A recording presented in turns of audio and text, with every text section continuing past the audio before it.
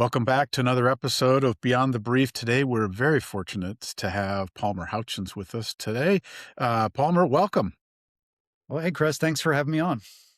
So Palmer is the VP of Marketing with G2, and I can't wait to dive into all you're doing and what's coming up. It's going to be absolutely fascinating. But to get us started, why don't you give us a background on kind of where Palmer started in the world and what led up to what you're doing now? Sure thing. Well, I'm actually a Mississippi kid. Was born there and ended up going to college there at Ole Miss. We weren't quite as good at football when I was there as we are these days, but I'll try not to be bitter about that and just enjoy the good days that we're having now. But I studied journalism and history, double majored in that at school, and kind of quickly realized, oh man, I need to figure out something to do when I get out of school. I enjoy journalism, but didn't want to kind of, go through cut through the ranks of working at the newspaper and climbing the ladder that way. So I thought, I was like, marketing. It's kind of adjacent to what I'm learning from a journalism perspective, and I'll see what I can do there. And ended up getting an internship or two throughout that, and really kind of started my career on the digital marketing side. I had actually worked in college, like helping promote concerts, working with some bands. So I kind of fell into this music and entertainment route. And I did that for the first kind of 5 years of my career. Worked at a magazine, worked at an agency, but the common thread was always kind of we were working with music and entertainment clients. Got into that job, actually took me up to New York for a few years, and but quickly realized, oh man, this is fun, and I'm in my 20s, and this is great, but I don't know if I can do this forever. And so I was actually planning to go back to graduate school, get an MBA, and as I was in the process of applying and doing all that, I had got connected with a former colleague who was at a startup company that I didn't know, but he described it to me. Sounded really attractive. They were looking for someone with a background like mine, digital marketing, had a little of experience outside of the B2B software world. And the company was Mailchimp, and it was the early days of Mailchimp. I joined fewer than 100 people. I was one of the early marketing hires there. And when I look back and say I could have gotten my MBA or gone to work at Mailchimp, I probably chose the right route and just getting that real world experience working with the team there. So I joined, spent almost 8 years there, kind of cut my teeth on every was a marketing generalist to start out. Did everything from brand to customer acquisition to marketing operations, whatever it really called for. I ended up leading what we called our integrated marketing team, and that was my last role and probably most significant one there. Ended up leaving the company after about 8 years. A great ride, but just wanted to try something new, and I hopped over to another company here based in Atlanta called CallRail, that is similar to Mailchimp, that it focuses on an SMB kind of customer base, very sort of conversation intelligence, phone analytics based. Spent 2 years there as their VP of marketing, and then kind of COVID happened in the middle of that. I think everyone remembers their COVID job. That was my COVID job, and I kind of realized, oh well, I like what I'm doing here, but I don't necessarily have to limit my search to where I want to work to just the kind of the Atlanta area. There's a lot of other great kind of B2B software companies out there. And around that time, a former colleague reached out. She had joined G2 as their CMO and was interested in kind of bringing me on board over here to build out a brand and comms function. And I'd been a two-time G2 customer. I like really loved the platform. Was kind of built into it. And as I got closer, started talking to our leadership and really kind of got the full story of where G2 came from, where they were going. I was just fully bought in. And so that was, I'll hit 5 years at G2 this summer. I've worn a number of different hats here too. I started out kind of building a brand and comms team. I've been the interim head of marketing twice now, and now I'm kind of back into sort of a brand comms content, creative sort of focus on the role that I have today. But it's been a great journey, and excited to kind of be at the epicenter of now B2B software services, AI, all of this kind of coming together. G2 sits at a really great spot, and I kind of enjoy the perch. That's fascinating. Tell me, Are there specific things in your past when you were working on music and entertainment, like lessons? Because I know I've worked in that space a little bit, and I found it to be amazing when you had somebody that was hot, and Mhm. incredibly difficult when you didn't. Oh, And yeah. it's cyclical, right? So, is there other lessons that you kind of still Well, lean back on?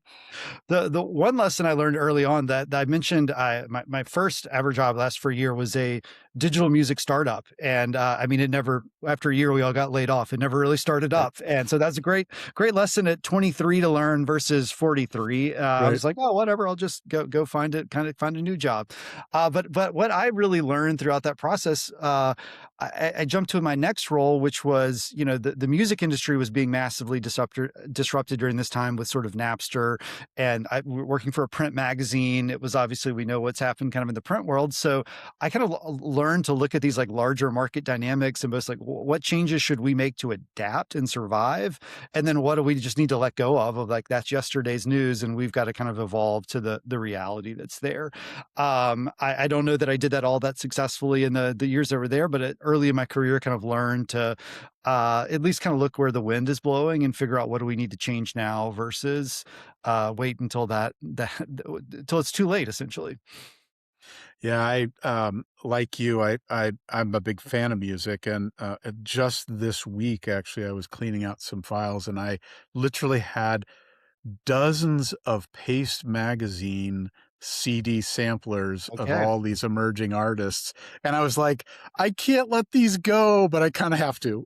Right? Hey, But listen, I got a stack of those somewhere back right? here too, and it's funny to think. I mean, and that was one of the perks of Oh, that magazine. Like everyone loved yeah. the CD, and then we Oh, think about it today, and it's like, oh man, what yeah, different era to live through, but still one that I also think I learned during that process. Like I it's okay to love something a lot and not want to work in that industry. I yeah. kind of healthy distance can be a good thing.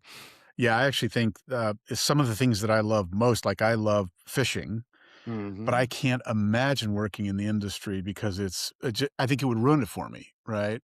Right. And so I totally see that. I love that on your journey, you said very clearly a couple times that people you knew and trusted pulled you into your next role. Yeah. Talk a little bit about that and how that's kind of been a permanent part of like your Oh, ecosystem and the way you work.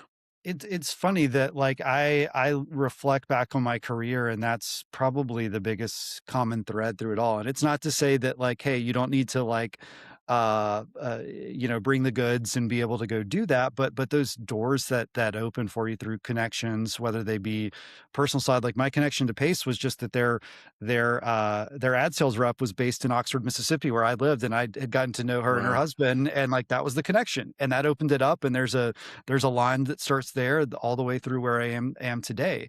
But I've just always been someone who's encouraged folks and practice this in my own sort of day to day to just like build that network. Our chief innovation officer Tim Sanders, he's a great guy and written several books, and his phrase is always, your network is your net worth, and like that's Yeah. certainly true.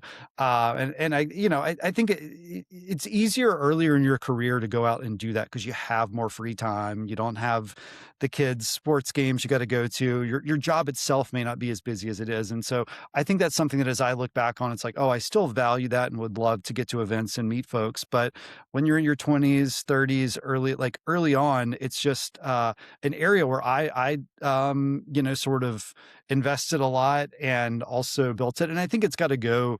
It can't just be surface layer deep either. I like the folks who just go out and do the mass LinkedIn invitations. Like that's not really building a connection. Like you need to Yeah. build, whether it's a friendship or at least just sort of a professional relationship there. I would encourage folks to do that. Well, in some respects, G2 is that, right? I mean, Mm, it's obviously for software and solutions, but in some respects, what you've been able to do just it naturally and through some effort over time is to have a strong network and to have that advocacy that and I'm sure you pay it back as well. And we'll dig into that a little bit later. But so let's jump into G2. So describe what's the marketing elevator pitch on what G2 is. And by the way, I just love that you were a customer, two-time customer prior to getting there. I mean, what a better way to see into the envelope. And as a marketer, if you don't believe in it, like, that's not a marketing problem, right? That's a belief problem. So Yeah. tell us a little about what's the elevator pitch and lay it out there for our listeners. Yeah, absolutely, and I think it's helpful to start with sort of G2's origin story, and I think our founders who had come off a couple of successful exits were trying to figure out what they wanted to do next, and they simply realized back, and this was kind of the 2012 2013 era, like I can find more information online about a $99 a night hotel room than I can about a $100,000 piece of software. There was just this gap. And I think a lot of it was purposeful of like, you wanted the smoke and mirrors, you wanted folks to go through the sales process. But G2 was really dead set on building that customer voice as a centerpiece of what the B2B buying journey and the B2B selling journey became. And so we think of ourselves as the world's largest and most trusted B2B software marketplace. And we're building that out to include not only software, but today, services, AI, wherever that broader kind of B2B technology landscape is going. We've got close to 3.5 million like vetted, verified. We know these folks are using the software reviews across G2, and so we use that as sort of the starting point to build that foundation of customer trust. And we think that that trust is kind of the centerpiece of that kind of B2B buying and selling motion. And so we're doing everything we can to build that out, make it as turnkey and easy as possible. And here we are, 14, 15 years after we got started, and excited to kind of see where we go from here. Yeah, I mean, one of the things I appreciate about it is in the world today, particularly, the pace of change is Mhm, incredibly rapid. mhm. And the recency factor of the content gives you a lot of confidence when you're looking for like how to decide, and the ability to see competitive sets in a clear, organized fashion. Tell us a little bit about how you build and support those two kind of problem sets of like recency and clarity of marketplace.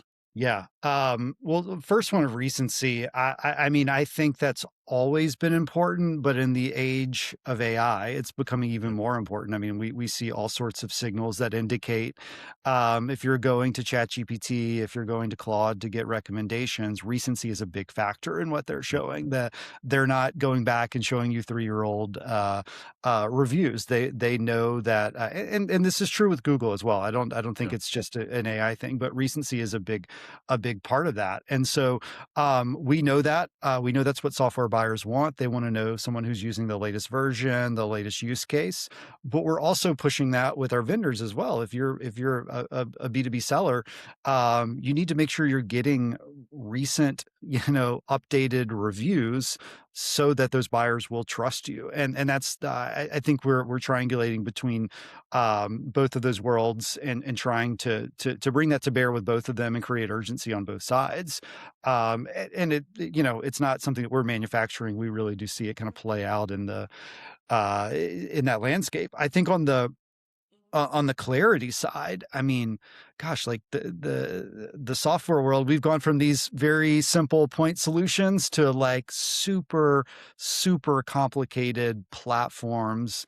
And then Yeah. you add on the AI offerings that every software product has these days. I mean, it's just like you need that clarity to navigate that buying process. But what we've also found, and we've done a lot of research on what buyers are looking for, is they don't wanna get into that sales process process until they've gotten way down the road. They're going to talk to their peers. They're going to go read review sites like G2. They're going to go to AI and try and build a short list before they engage. So I think from a vendor perspective, like you've got to be able to create that clarity at touch points outside of your own kind of ecosystem, and I'll include your website and your sales folks and marketing Yep. teams. And so G2 is just sort of one spoke on that wheel. Yeah.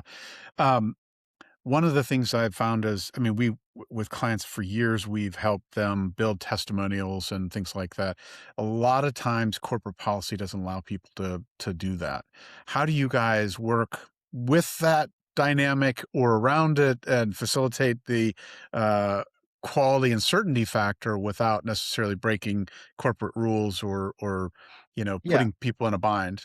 Yeah, there's all sorts of ways. I mean, and I think this comes up a lot when you work with vendors who work in the public space. A lot of government customers, they can't, certain information they can't share, or can't, take that $5 Starbucks gift card as a reward for writing the review. And so we work with those on a case by case basis. I think normally, my starting point is really like no matter how big of a company you are, you've got probably 10 rabid fans who are really will do anything for you and share that.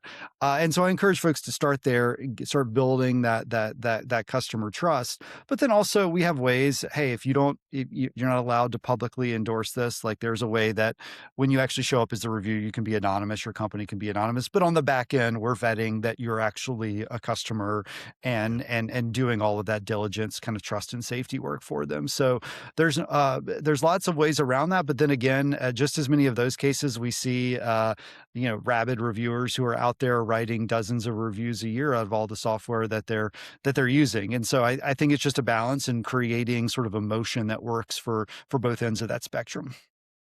In supporting sales teams with their sales motions, there's lots of platforms that help analyze, what those look like, and one of the areas that people are getting better about is post-sale and retention. Mhm. How does G2 relate from a current use and post-use Yeah. perspective?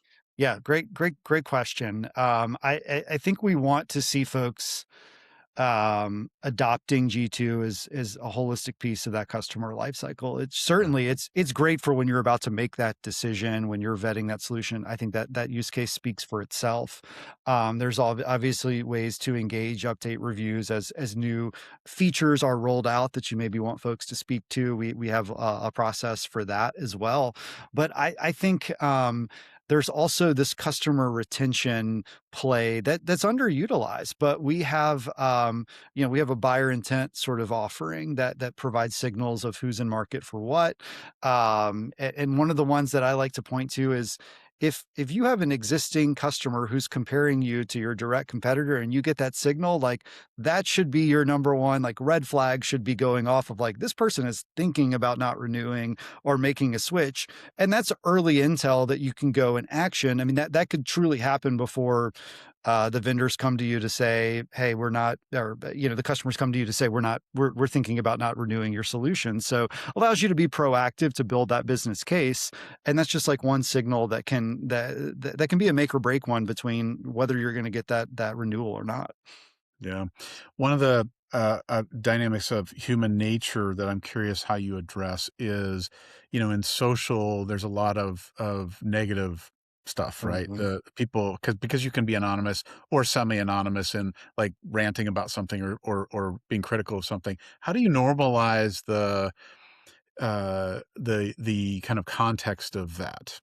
Yeah, right. I mean, for us, I think it comes to life for us in sort of the review star ratings that we see. And I always tell folks like, listen, if your product is just all 5-star reviews, like folks are going to read through that. They're going to know that like that something's up there that maybe it's not there. I think folks can find a lot of value in a 3-star review that's very constructive in terms of what its feedback and what it does well and improvement. I think both as software buyers, we appreciate that, but then even as vendors, we should, because hopefully there's some constructive feedback that you can then go action. And we always give folks the opportunity to respond to reviews on G2 so that you're saying, oh, that's great. Like we built this integration, we did this, we did that, we actioned it, we heard it.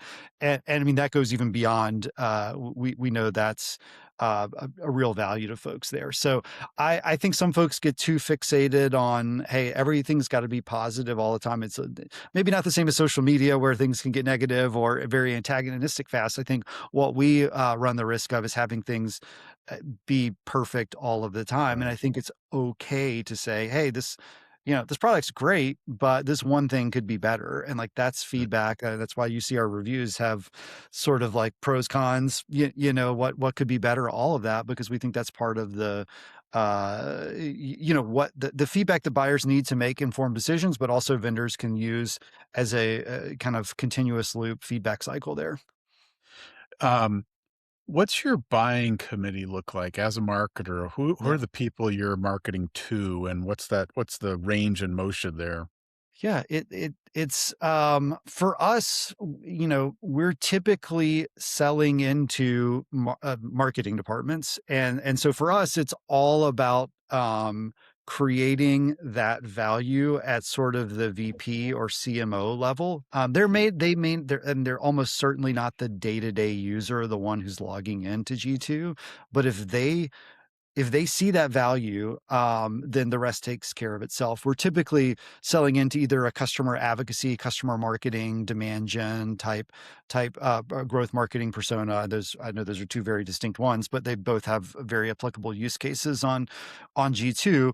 But for us, especially because if you think about where marketing dollars go, we're not really a like software solution. You know what I mean? We're not the same as Marketo or Salesforce or something like that. But we're also not paid search or paid social, where it's like, okay, we just have a set PPC budget and we go run that thing over here. And that there's nothing wrong with those things. We inhabit Mm. a little bit of a gray area there. So that's why we want to have folks fully bought in on the platform, bought in on what it delivers, and have that sort of executive.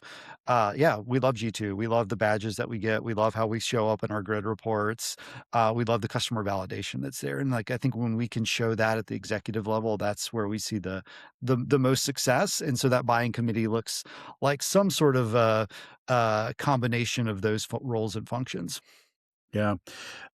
One of the things we advise clients to do, particularly in the software and tech like solution space, is to have um, advisory groups, Mm. product advisory groups that are the hands-on folks, and then the executive sponsor, kind of brand level advisory groups, because they're different and they're thinking differently, and you need that feedback as an organization to be objective. You just can't get it a lot of other ways. How does G2 kind of tie in, and do you have a motion in your system that does that?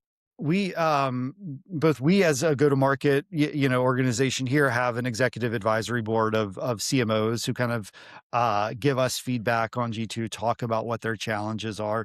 And you're exactly right. Like that feedback is very different than the day-to-day, like what we a lot of times will call design partners that we go and Yeah. run out like new products with, of like, hey, we're thinking about this integration. Can you test it? Tell us how it works. It equally valid, but like a CMO is looking at it from a very different perch than a Yeah. customer marketing manager is in terms of what they want to deliver. So I think it's helpful to have both of those. But I also think that one of them is a little bit more tactical in the feedback of like, okay, great, we're going to talk to our product team about putting that in next quarter's roadmap to go build that. Whereas with the CMOs that we work with, it's much more strategic and sort of like, well, where do you see the value of something like this a year from now, down the road? Like where are your biggest gaps today? So I think as long as folks understand like I guess sort of the adjacency and also the elevation of where that feedback's coming from, then it becomes really helpful. Yeah. Um, I'm curious. I mean, I heard you talk about how you're not a Marketo or HubSpot or a marketing Mhm. automation platform or a media channel, yet you are very much a social proof platform, Mhm. right? Is that how you describe it, or what's the language? Because part of what I heard you say is you have to help people know how to not only budget for you, but to include it in their marketing kind of solution sets in some way, shape, or form, because it is a budgeted item, right? Like, Oh, how absolutely, how 100%. I think it just as I've even thought about it, how it's fit in different places in the past, it's like, okay, maybe the buyer intent solution fits into the demand gen, budget because we're building that as part of our ABM motion, or just the broader kind of orchestration and AI workflows that we're building out. By the same token, the review generation, the customer social proof, like that's a very different thing. But we found that to be so core today to most marketing missions out there, that if folks are overlooking it, we think they're making a kind of a fatal mistake in terms of the eyes of their prospects and customers. So kind of going out to build that level of urgency and value is helpful, and I think helps differentiate us between, oh, they're just a pure software solution versus a paid sort of media solution. And I say that, like, we've launched, like, we have PPC solutions. We did a big acquisition to bring on some new companies that offer that. So there's no knock on that. It's just like we right? still see the centerpiece. Our core differentiator is that customer voice. It's the customer reviews. It's that social proof and validation. The rest of it just becomes part of the broader ecosystem around that. Yeah, I love though that you said buyer intent solution, because one of the things we advise clients to do, we get all the time. The first question is, our lower funnel is not performing Mhm, like it used to. Get how, what do we do? And the first question we ask is, what's your customer satisfaction layer, and what are you monitoring, and how are you making strides to always improve it? And the beauty of the solution you have is it's not only prospective buyers, but it's current customer intent, mhm. because there's that duality in the information there that's really powerful. And I bet people that first join will start working with you are doing it for more prospective buyers Oh, rather 100, I than mean, yeah, 100%. That yeah, that that is the 101 level is hey, we got to get out there in front of the prospects and have that customer and social proof. I'd say as folks get more advanced, start understanding the 201, 301, the advanced level courses are, oh, wow, we could use this with our current customers, both yeah, to, both to, we talked about the churn prevention solution, but there's also hey, you're a giant software company that has multiple platforms and solutions. You see someone that's a current customer of this solution looking for something else, you're like, "Hey, did you know we offer that? Like, we mhm, like, why don't we showcase that to you?" So there's just a lot of intent there, and where we see value of, like, this is, we're not aggregating third party signals, and we're actually taking our first party data and helping you use that to make the best decisions for your business. And so the fidelity there of that signal is just a lot higher than someone scrolled the web and did this one thing or did that. And there's no knock on that. There's a way to build out a full funnel with all of that, but right. I think we also like to showcase the uniqueness and sort of fidelity of our buyer intent signals. Yeah, I'm curious. Obviously, you care. I mean, organizations that are smarter are obviously paying a lot of attention to prospects and current customers. Mhm. A lot of times, they forget to talk to their internal team. Is there a layer that G2 does that is reflective, or captures the you know internal side's view? Yeah, and that's an interesting angle there. I think there is a way. The best customers I know, I mean, I think back. This was years ago. We had a did hosted a panel with our CEO, and a few other leaders, including the CEO of the time, at SalesLoft, Kyle Porter, and he said, he was like, I wake up every day and I read our G2 reviews, and then I go talk to the product team about things that we need to go change to, like, what about this, what about that, and I don't know that he necessarily sent a product solution every single day, but I do really believe that he read any new G2 reviews the day that they came in. So there is a way to sort of internalize. I mean, we try and do this internally as well with our, like, you can review G2 on G2, take that feedback and use it to sort of action, like, where things are going and guide that internal roadmap. Not everybody looks at it that way, but I think the best ones do. Yeah, no, I think that's smart. Um, One of the things that I see changing, and so this is an opinion, in the marketplace, there was a time where Gartner and Forrester and IDG were Mhm. like, especially for the big enterprise level platforms, almost essential. You know, you had to be in the quadrant, you had to, but that's such a long game. A lot of times, especially for an emerging solution, you have to create volume in the category. Like if you're going to be in a quadrant, there has to be others to be, a quadrant has to have others, right? It can't just be Mhm. you. So you know, how do and again, a lot of that is very look back Mhm. versus recency. How are you seeing it? And is there co-opetition there? Or how do you guys, you know, kind of I correlate? I think that they're two uniquely different things is Okay. how I'd frame it. The traditional research and advisory world is very tops down. Yeah. It moves a little bit slower. It's very much that let's aggregate information and then provide recommendations. Whereas we see G2 as being bottoms up. You're taking real time customer voice, and we're updating that on a grid almost immediately. We talked earlier about sort of speed and recency, clarity. I think that that's our big advantage in this world. Like um, we we create categories. I mean, we work with vendors in the space. We look to see emerging categories. There's 2,000 plus of them across G2, and so we pride ourselves in being very quick to action when we see something that's moving in that direction, and then letting the customer voice kind of build up from there. We create the space, and then the customers kind of fill in the feedback there. So two different models. I think we're at.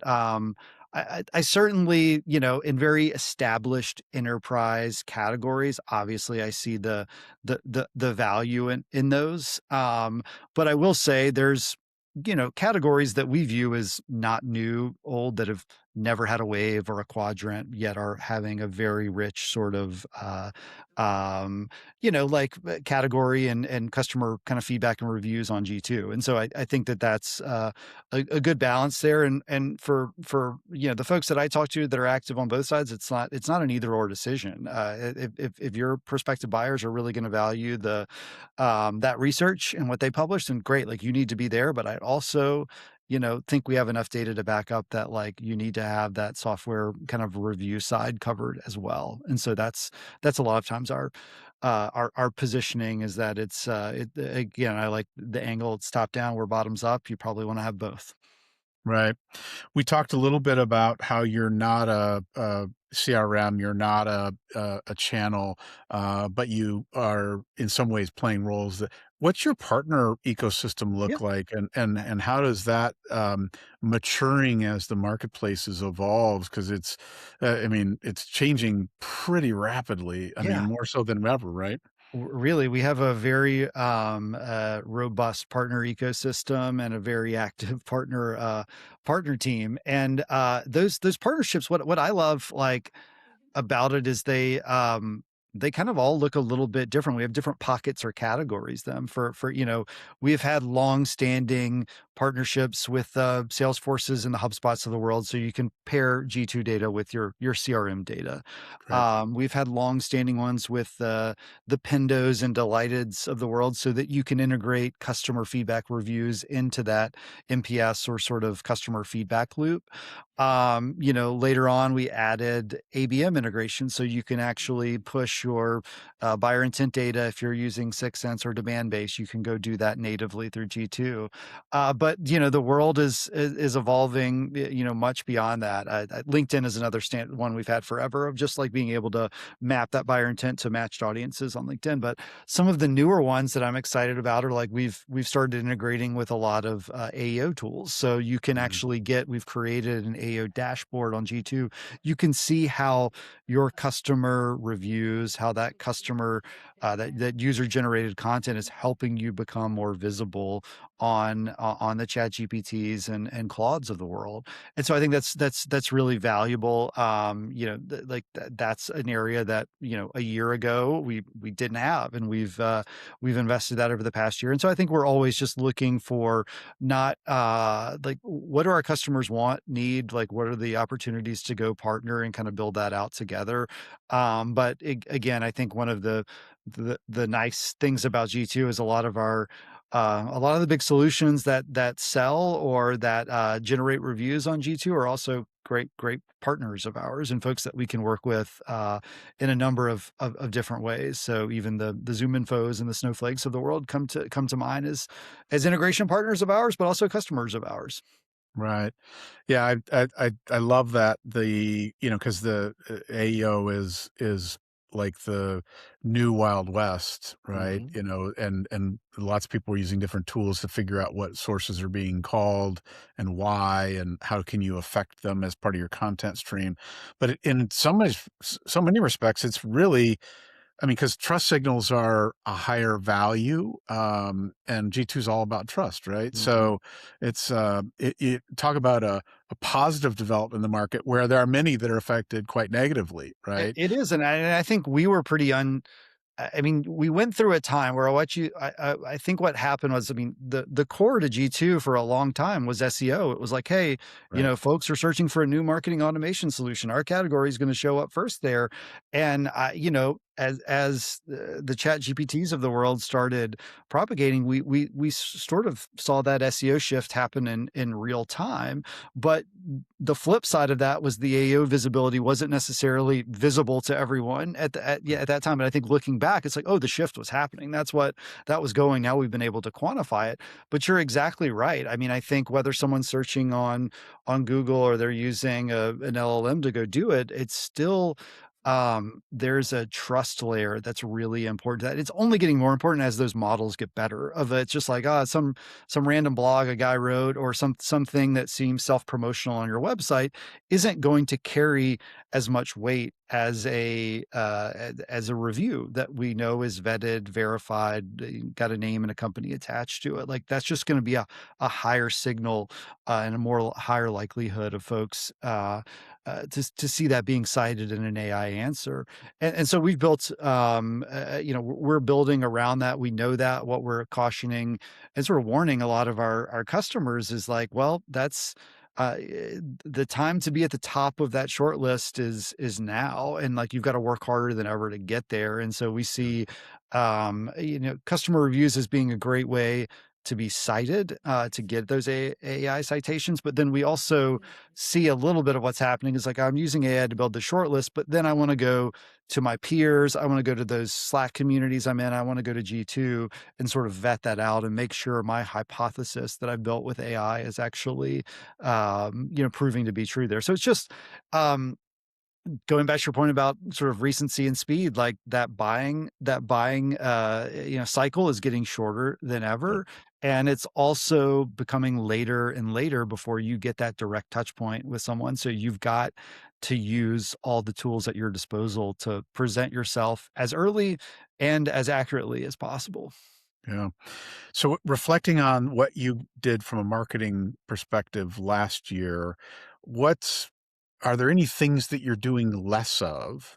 And as you look to the next, 6 to 18 months, what are some of the things that are in your roadmap to test and learn? Yeah, yeah. I mean, I think really, we've always done a good job from a marketing perspective of hey, let's if it's not working, like we're going to pull back there. It's not like we don't just have to honor, oh, we've always done this or we've spent the legacy of vibes or, we've moved dollars around in sort of our budget. I don't know that there's anything we would say is flat out, oh, that's not working or Sure. we're going to abandon that altogether. I think what we will see is just like inflection points in new areas. One of which is I think in-person events and in-person touch points. And I say events, it's not necessarily trade shows. It could be dinners, field marketing, higher touch opportunities. Those seem to be more important than ever, both as sort of a product of folks working from home like us for so long, and but then also just needing a little bit more validation in person, wanting to have that touch point. So that's an area where we've started investing a little bit more than we have maybe traditionally in the past. And then I'd also say, like, I'm self-interested in this one, but the brand side, like the helping shape that narrative, I think that PR is an area that was that was largely seen as like a, I'm not saying G2, but just historically as like a cost Yeah. center in a lot of marketing Yeah. budgets. So we pay X amount to a PR agency and whatever, like we got some impressions. But I think now you're able to better tell that story of like earned media is actually another great way to start getting influence Yeah. with AI. So that's an area both that we're investing in, and it's not just all just PR comms. It's like a lot of we have a unique data set to sit on. We can go do some very interesting content around that I think Yeah. we can show is something that AI really likes because it's based on our data and presented in a way that's very B2B buyer friendly. Yeah, no, that makes a ton of sense. Speaking of events, I know you just recently were at the Meltwater Summit and with Gwyneth, our common friend, Yeah, Gwyneth common culture. Paltrow. So it's actually coming Yeah. up. It's next month. I haven't gone yet, so Oh, we'll okay. Yeah. we'll Uh, see. but Gwyneth whispered to me that Holly, and this isn't out yet, but so this is the news, right? That there's going to be Hollywood's decided they're going to do a biopic on you. What's the name of the film, the plot or theme, or who's going to play you? Yeah, that's a great question. I think I pitched the Royal Tenenbaums 2 to Gwyneth, and she wasn't having it, so gonna have to go in a different direction. I like the title. I I'm still going, and I like Will Ferrell as my. I'm a comedy guy. I just love to just kind of be in a Will Ferrell, John C. Riley back together, and we're getting up to some fun together. It maybe has it's a dramedy. There could be some serious moments, but mostly it's like we're having fun. It's a little bit ridiculous. PG-13 Yeah, or okay, yeah, we'll get I mean, I feel like now the studios would force that. I would be pushing for R, but PG-13, they would say we have to get the broadest audience possible. right? Yeah, no, I love that. That's fantastic. Palmer, anything that you want to make sure our listeners hear before we wrap up? Like I think two things that are recent news in our world. We recently acquired Capterra Software Advice and GetApp. So very three competitor sites to G2 that built up over the years. Great audience. We've now kind of doubled our reach, almost doubled our review volume. We're still today we're two independent. We're operating them independently, but excited about being able to integrate those businesses together and really become like the go-to for B2B software. I think we're the clear leader in the space when you aggregate that together. So really exciting time that we had announced that back in February and hard at work on that was the fun part. Now all the integration work that's is great, but is real work is happening. But we're excited about the opportunity there. And then more recently, last week speaking of AI, we just launched our G2 MCP. So it's a way for you to actually integrate with G2. We're in beta right now, but like go surf some of those great G2 reviews, be able to pull them in as references, build them into presentations, however you're using them. But we're excited about that opportunity to just make our data more readily available at our customers' fingertips.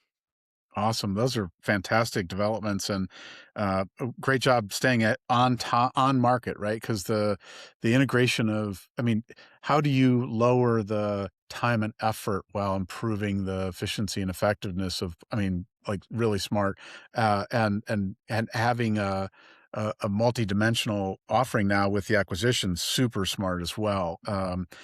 Pulling the benefits of all together, right? Really, Oh, really intelligent.